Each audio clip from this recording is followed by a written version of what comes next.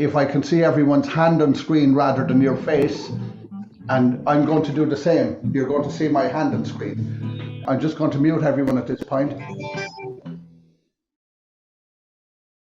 This is week 3 of our 4-week program. I want to bring everyone back to the 4-step exercise we did. Do you remember this claw, where we clawed our hand and joined these 2 fingers? As much as possible tonight, when you're going into your bar chords, try to get that clawed feeling. I can see how we're all getting it quicker, but I have to remind you, because you'll forget, this is the most important thing we learned on the program so far. I'm hoping by tonight that you can go straight in. The exercise was to level the hand out, and we joined the third and little fingers, and we just pulled all the tips in together like that, which gave us something close to a bar chord. And from that position, then you're going to try and learn your bar chord instead of going that's why people don't make it. In the beginners program, we actually just clawed our hand naturally. So if you can do that without thinking about it, and if you can just build an A minor chord, keeping your claw shape, so the thumb was on top and your triangle was underneath. First finger tip was on the 2nd string 1st fret, corner to be precise, if you can remember. 2nd finger tip was on the 4th string 2nd fret, and 3rd finger was under it. Can you keep your clawed hand feeling as you're doing the A minor? And for the next half a minute, I want you to go to maybe E minors or Ds, and keep your clawed hand feeling during the chord change in particular. Don't relax your hand after leaving the chord. Keep it clawed, and I am hoping you will find it a little bit easier to be able to change from one chord to another. Keep that clawed hand feeling.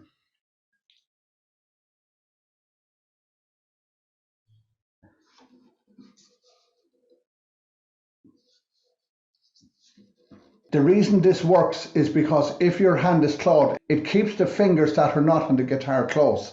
Can you see my chord changes from a different angle? Can you see how close they are to the guitar when I'm changing? There's none of this kind of thing going on.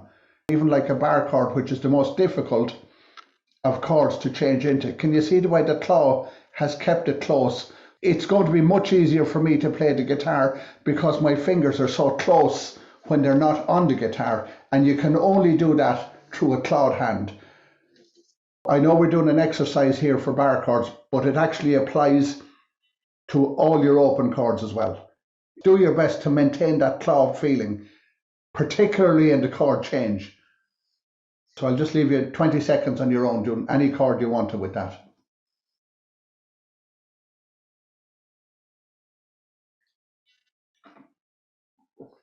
Kevin, fingertips, and you'll see how it will straighten up the knuckles. Tonight we're going to work on the A-shaped bar chords, and there's a reason why we have to do this, which I'll mention to you later in the class. My goal for tonight's class is that everyone would say to themselves about 10 minutes before the end, this finally is starting to make some sense, and I can see how bar chords work and why I need them.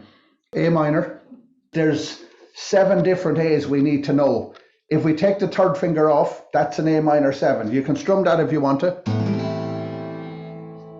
You'll hear the different sound. And if you bring your 3rd finger down to the 2nd string, and at this point you can take off your 1st finger, that's an A7. 7 is a bluesy sound on guitar.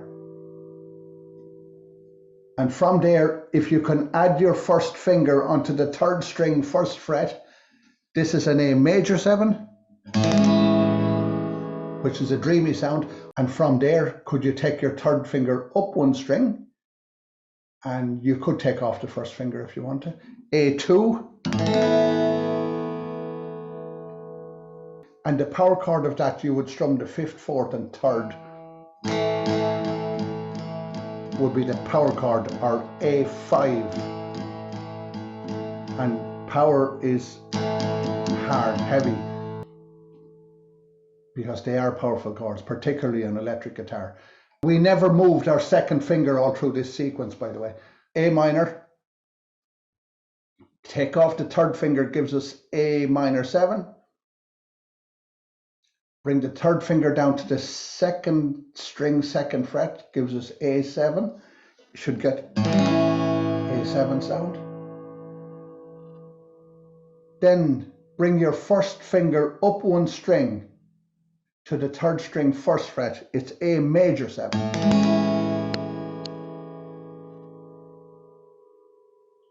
Then bring your third finger up one string to A sus2.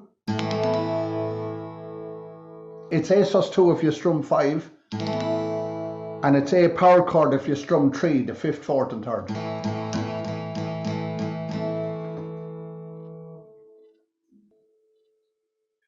This time, if you just watch me on screen, you'll see that my thumb, like most of you thankfully, is very lightly touching the 6th string. So just watch my thumb. This was A minor, A7, A major 7, A sus2, A power chord. It never moved from there.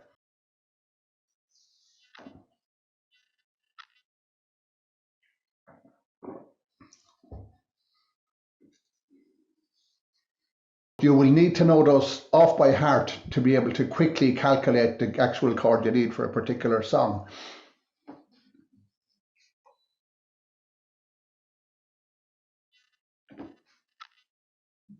Sarah is doing awesomely well. Do you remember we did this about 6 months ago, Sarah, the two of us? This is actually not that difficult at all when you get a handle on it, but it opens up everything on guitar. The next thing we need to do, we need to learn the notes on the 5th string. If we know the name of the note as we go down the guitar, it's going to give us the names of all the chord shapes down along. All we're going to learn is the 7 notes on the 5th string plus those A shapes, and out of those we'll be able to calculate the chords we need as we want them. Instead of just pressing the string with any finger, I actually prefer to claw my hand when I'm learning things like this, and I'm almost doing a bar with this finger. And let's say the 5th string, 2nd fret, which is a B. This is how I'm practicing it, so that when I'm going to do the actual bar chord in a few minutes, I don't have much to do with these fingers to get it. It's an easier stepping stone. The 5th fret is a D. Sounds like a D chord. 7th fret is an E. Sounds like an E chord. And up one more to the 8th fret is an F. Sounds like an F chord. And up 2 more to the 10th fret, which is 1 past the fret marker. You'll see your little fret marker there, so I'm just going 1 past it. That's a G. If anyone has a cutaway like my guitar or Gemma's, you can go up 2 more to the 12th fret, which is an 8. You see where the hand slots in there? So that's the 2nd step. And if we know these notes off by heart, and if we know the A shapes, we would then be able to start figuring out what's a C sharp major 7, what's a C sharp minor 7. Let's go back to A minor, and this time we're going to turn the fingers around and we're going to do the same chord using the 2nd, 3rd and 4th fingers. And then we're going to drop the thumb straight down at the back to give the first finger a chance to bar behind the nut. If you don't drop the thumb straight down, you won't be able to do this. I want everyone to spend about half a minute going back to A minor and then turning the fingers around, then dropping the thumb and barring behind the nut. It's still the same chord, but it frees the first finger to bar, which means we can take it up the guitar. Very good, Paul.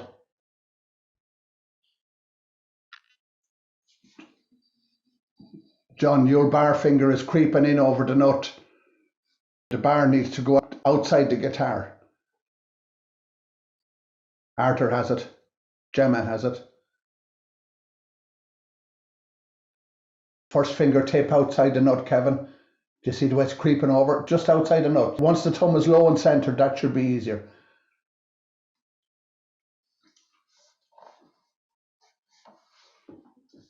I let you all rest your hand, and if you watch me on screen, a few minutes ago we were doing A minor with the other three fingers, and then we took the third finger down. This time I'm actually taking the little finger down, which gives us the A7. It's still the same chord. And then bringing the second finger up brings us the A major 7. And bringing the little finger up gives us the A sus2 or the A power chord. So these are the same chords, but with the fingers turned around, it means that I could now slide up to the second fret. And because this is a B note on the 5th string, it automatically means that what was an A minor is now a B minor. And with the A minor, lifting the little finger created the AM7, so coming up, lifting it would create a BM7. So the actual name of the chord matches perfectly.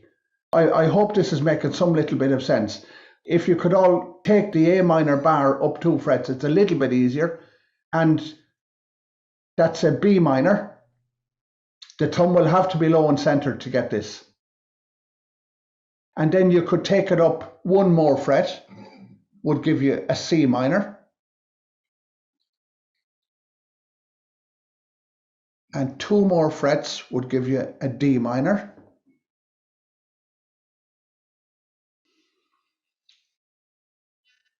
If you cramp, make sure to take a break.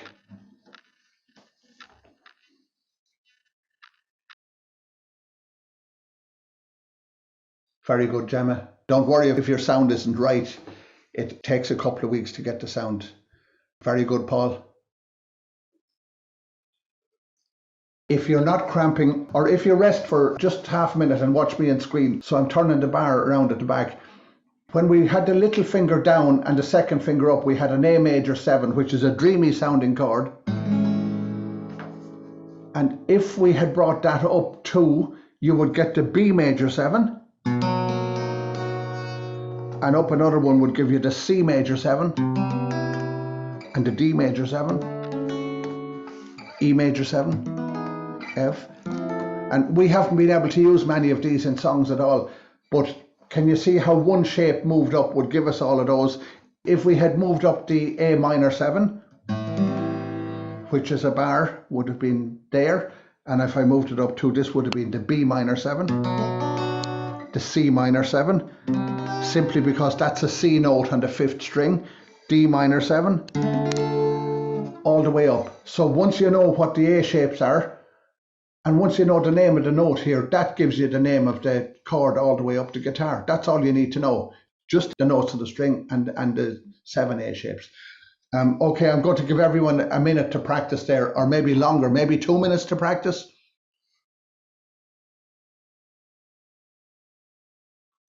Michael, your bar finger tip is creeping over. Just keep it back in the 2nd fret. That's better, much better. Paul, your thumb fell. Even though I can't see it, it seems to be falling a shade to the left. Keep it more centered. Very good, John.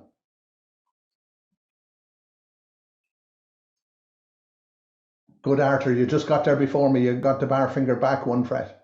That's great. Great, Kevin. That's awesome. Thumb centered. It should be somewhere behind the 2nd finger. That's my thumb position at the back of the guitar. You could go a little left of that. It's not straight in. If you want precision, it's not straight in like pushing in a thumbtack. It is actually turned a little to the left. It's turned a little. Do you see the way that turn angles the fingers naturally in front of the guitar? That little turn of the thumb.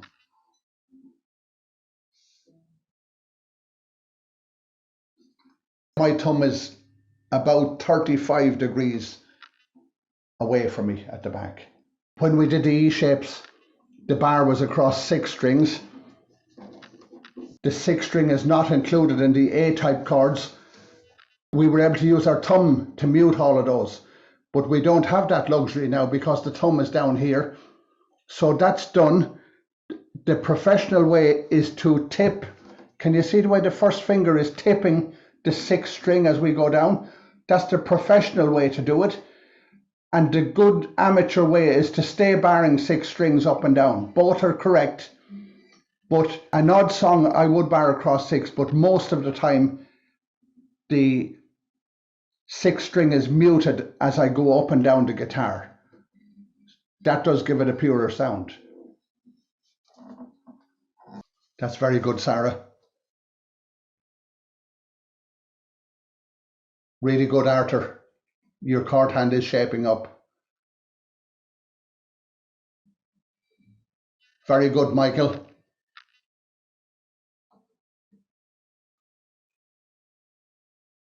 Kevin, you're close. Your thumb will have to go lower at the back. Lower, that's much better.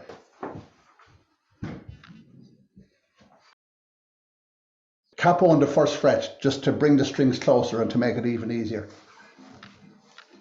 We're going to do a G sharp bar chord based on the E shape we did last week. Let's pretend that the capo is the nut. So a G bar chord would have been up 3 frets. Let's pretend we're looking for a G bar chord.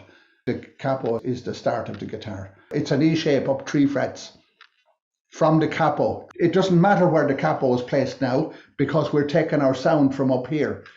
But I'm putting it there because we'll be able to make the bridge of a song easier in a few minutes by having it preset. So it's actually a very, very good technique to play bar chords with a capo on. I've done it so many thousand times over the years and would highly recommend it. I've seen Clapton doing it. I've seen Bruce Springsteen, both of them doing it on electric guitars. Last week when we were doing Bob Marley's Waiting in Vain, we came down the guitar to find it. And then we had to come back up the guitar to find it. Watch what happens if I know the A shapes on the 5th string. All I have to do to find the 2nd chord is drop the little and the 2nd fingers down and I have it. There was no sliding up. This chord here was the chord we slid up to last week. It's the very same as if the capo was on the 4th fret, and it's the very same as if you had an E chord and you changed to A major 7. E to A major 7. It's just that we're doing a bar. Can we all get our bar chord shape, which is up 3 from the capo? And you can strum that to see how it sounds. And to get the 2nd chord in the song, tonight we're going to drop the little finger down 2 and the 3rd finger down 1. And you can strum again, C major 7. And back up for your G and down to C major 7. So do you see how much easier that is to do when you have a knowledge of the 5th string bar chords as well as the 6th? A few minutes ago I was saying that the A-shape chords, most of the time the 1st finger is tipping this off. I hope you can see it there. But this is one song where it actually sounds better to leave that finger there, because this note is in the song, so you might as well just leave it in the song. So this is where you've got to use your head and make decisions. Does it sound better to leave the bar finger there, or does it sound better in the song to take it down? And whichever sounds better is what you would always go for.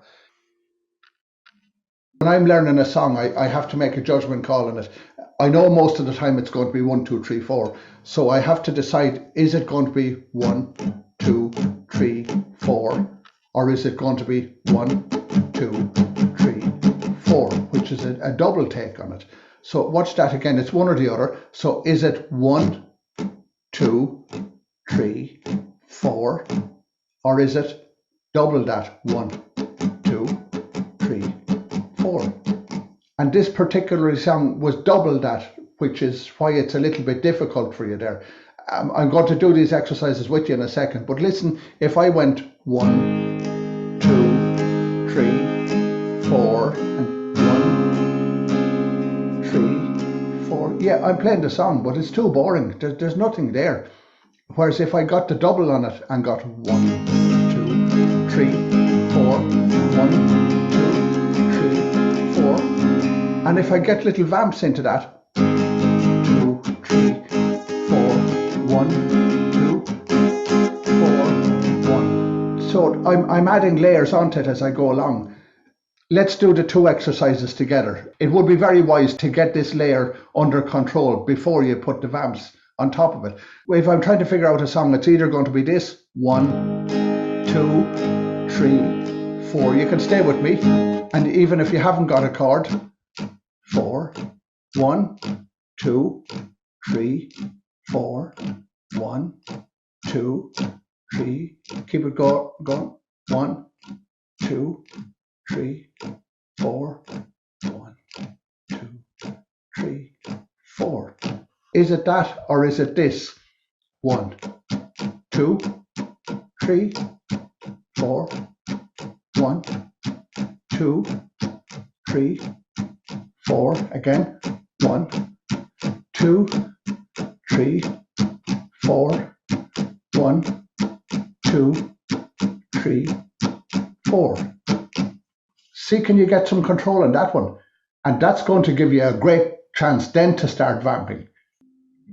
It's fine being technically good here, but without good rhythms and particularly the skill of vamping, you don't have anything. The rest of this program from this moment on and next week, we're going to be putting the right hand on top of what we learned. You'll see my guitar up in the corner of your screen for the next few minutes because I need to leave this on so that you can practice. This vamp here, where it says vamp, this is a downstroke, similar to what we did last week. Let me see, can we take an easy chord to do this? A C chord, just to take some pressure off of your bar hand. When I strum down, I'm going to press the fingers. On the way up, I'm just going to release the pressure so that the sound stops. See, can I get it any closer for you there? That's a tiny little screen in the corner, but I need to leave the rhythm pattern up. So press on the way down, release on the way up. After you come up, you release. So watch what I'm going to do here. I'm pressing and I come up and I release. Do you see it again? Not off the guitar, just enough to stop the sound.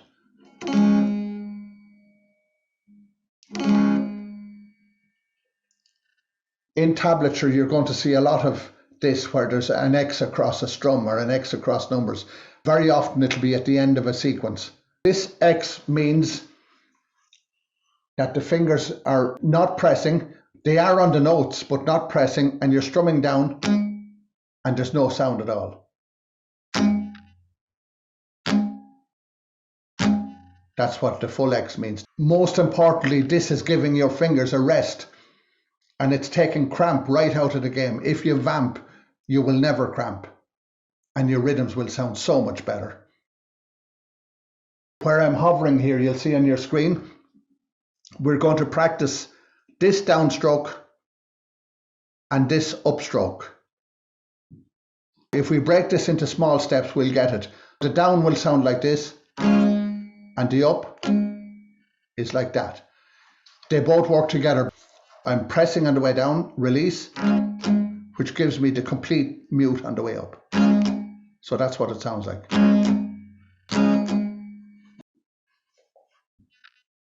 You can use a bar chord if you wanted. That will cut it very clean. It sounds much better in a bar chord.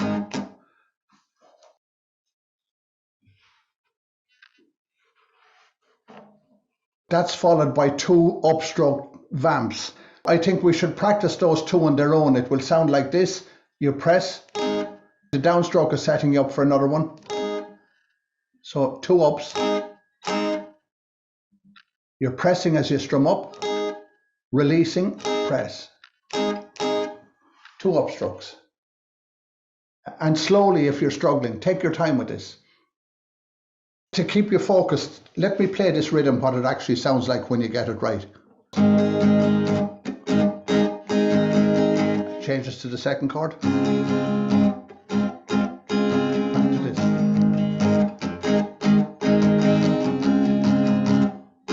Now you've got a chance to sing the song because you don't have to worry about chord changing. And most songs can be brought within 3 frets on the guitar. So there's no more need to be doing all this up and down and up and down. At this stage, I think we should practice from the first green arrow, which is a downstroke. You would go like this, then an upstroke completely out. That's why the big X is there. And then another with a mute, and another. Again. You can clearly hear the X in that. Once more, I'll do it. I'm going to leave you all work on that for about a minute. If you have any questions, ask me. That's great. I'm just watching everyone on screen. You're doing great, Michael. Yeah, very good, Gemma. I'm just watching you.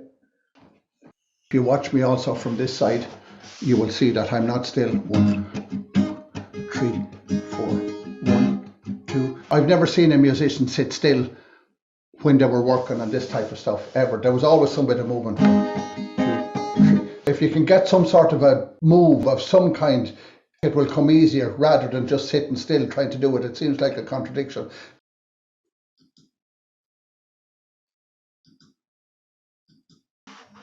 If you watch my hand here, it's not changing. If I'm doing the exercise, 1, 2, 3, 4, into the rhythm. 2, 3, 4. 1,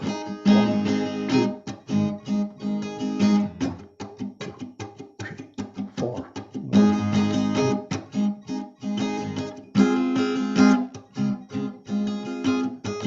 2, 3, 4. That would be a great foundation.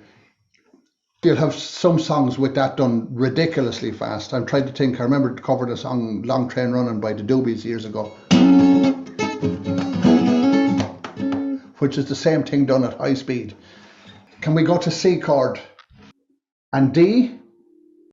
And B minor is like an A minor brought up 2 frets. Your bar is on the 2nd fret because it's a B. And A minor. And there's only one downstroke with these chords: C, D, B minor, and A minor, one downstroke.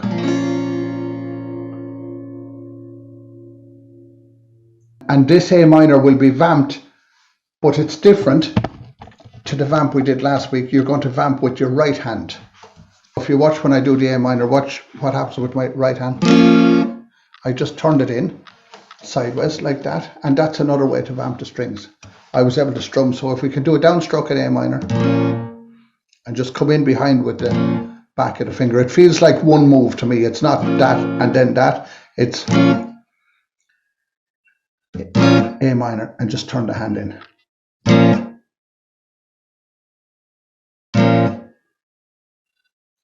There's a little bridge in this song. It goes C, D, B minor, A minor, C, D, B minor, and it stops for a second and back to, and goes like that the whole way to the end of the song. This is the bridge of the song that we were looking at: C, D, B minor, A minor. This is also why we had a capo on the 1st fret, because if the capo wasn't there, you would have to do a different type of a bar chord, and you'd have to do an E flat there, and you'd have to do a C minor instead of a B minor, and a B flat minor, so it would get very messy. But by having the capo in this song behind the bar chords, we were able to fit in the bridge with C's and D's and A minors. We made a difficult piece easier. That's the 4-step exercise we had in lesson 1. You'll see it if you go back to your notes, just clawing your hand, joining the fingers and bringing the tips together. Everything, I keep reminding you, because everything we're doing there tonight, even the vamping, you've got to claw your hand.